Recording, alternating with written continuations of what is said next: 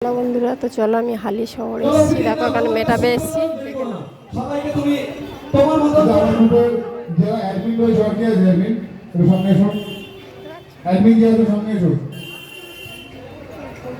একটু হাততালি হবে। দেখুন আমাদের গ্রুপের লোক আছে, দেখতে পাচ্ছ? রবি এই মেয়েটাও গ্রুপের জন্য প্রচুর দেখে, প্রচুর খাটে এবং যে কোনো পরিস্থিতি যে কোনো সময় আমি তাকে ডাকলে তাকে পেয়ে যাই। সেই মেয়েটা বহু দূর থেকে এসছে। তো যাই হোক, ওর বাড়িতে অনেক প্রবলেম, তার মধ্যে থেকেও সে টাইম বের করে এসছে।